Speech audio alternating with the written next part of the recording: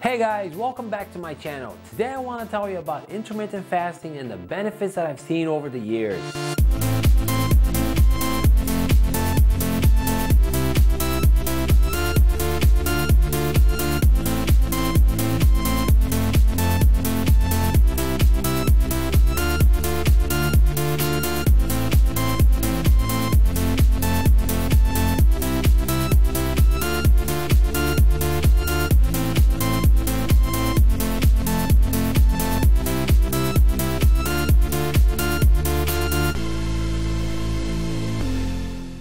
Welcome back guys. So a frequently asked question online and in person at the gym is whether I've tried intermittent fasting.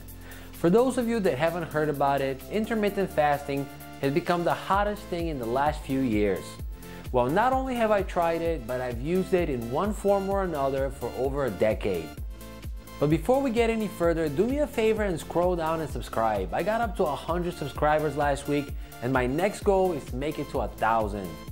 But going back to intermittent fasting, as the name implies, intermittent fasting is an eating pattern that alternates eating cycles and fasting cycles. And when I say eating cycles, I don't mean that you're eating all the time. Just that in that period of time, you have to get your 3 or 4 meals so you can get the proper amount of protein, carbs, and healthy fats. During your fasting period, on the other hand, you do not consume anything that will raise your insulin. So that means no candy, no snacks, no juice, no protein shakes, no amino acids, and not even coffee if it has sugar, cream, or milk. Just plain old water and maybe black coffee with nothing in it. Imagine back in the day when humans were hunters. We didn't eat any regular meals. Breakfast, lunch, and dinner are creation of the industrial age. Before that, we ate only when hungry. And prehistoric humans ate only when they caught something. In fact, that is how most predators are. So our bodies have evolved to function best in this eating pattern. And let's think about it logically. What does a lion need when he's hungry? He needs energy so he can catch something to eat. But he also needs his muscles to be strong, so his body protects his muscles while using all of the extra fat that he stored. This is exactly how our bodies have evolved as well. During your fasting period, your body will boost your levels of growth hormone. Not to the point where bodybuilders injecting with growth hormone get theirs, but enough to where it protects the muscles from breaking down. Remember, your body instinctively is thinking, I'm hungry, so I must be hunting for food. And I need my muscles to hunt for food, so let me protect them. Here I want to stress something that I alluded to earlier. Intermittent fasting does not mean that you can cut back on how much or what you're eating. Simply put, intermittent fasting shortens the period of time when your insulin levels are elevated. The reason why I mention this is because a very common mistake that most people make is that they often say, oh, I'm gonna try this intermittent fasting thing and I'm just gonna eat once a day. For our purposes of bodybuilding, I would not recommend this form of intermittent fasting. Have I tried it? Yes. I tried eating once per day for a month, and the result was that I lost a lot of power and drive. But why? Let's think about it logically again. On an average day, I consume about 200 grams of protein, which come from Bulgarian yogurt, eggs, chicken, fish, and so on. Now imagine if I have to consume all of that protein in one sitting. What ends up happening most of the time is that your stomach shrinks from not eating all day, and then when you sit down and you eat a little bit, you feel full. So the result is that you start consuming less nutrients, and a drastic cut to your macros, like what usually happens if you eat once a day, will slow down your metabolism and even break down the hard-earned muscles. An additional question that is subject to a controversy in the scientific field is whether your body can actually absorb enough nutrients in one sitting. Some scientists say that our bodies are not able to absorb enough nutrients at one sitting, and the result is that your body prioritizes where nutrients go. Of course, I'm not a scientist, so I won't take a side in this debate. All I can tell you is my personal experience with eating once a day, and it wasn't a good one at all. When it comes to how long should be the period of eating and fasting, I always recommend doing things gradually.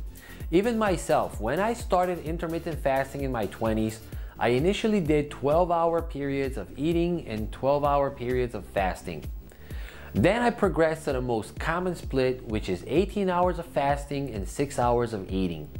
I even went beyond that and did almost a whole week without eating anything, but that was just to test myself. And that is an area where you have to be extremely careful, because you could do more harm than good if you don't start eating the right way afterwards. Anyways, my point here is that the way you divide your eating and fasting cycles can vary based on a lot of factors. Also, the way you divide your eating and fasting cycles can change as often as on the weekly or even daily basis. In fact, some weeks I only do 18 and 6 intermittent fasting for a day or two, and some weeks I go back to the 12 and 12 cycle for the whole week. You have to always be flexible with fasting, with training, and with everything else in life. Now, I already mentioned that one benefit of intermittent fasting is boosting your growth hormone. But another very important benefit is improving insulin sensitivity. As I mentioned in my last video on Breakfast for Champions, insulin resistance is a huge problem for our modern world, where most of us lead a sedentary lifestyle and are consuming way more food than our bodies need.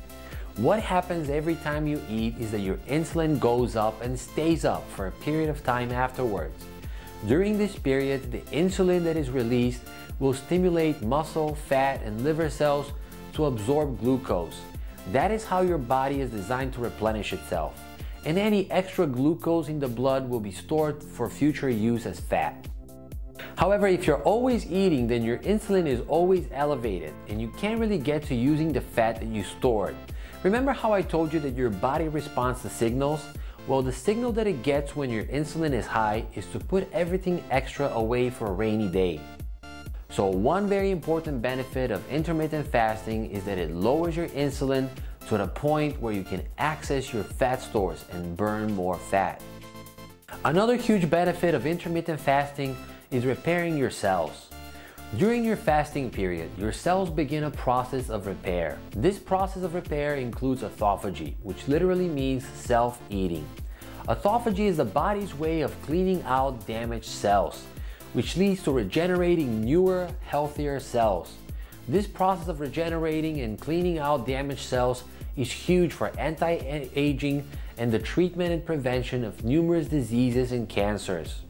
As you can see, the benefits of intermittent fasting are numerous and wide-ranging.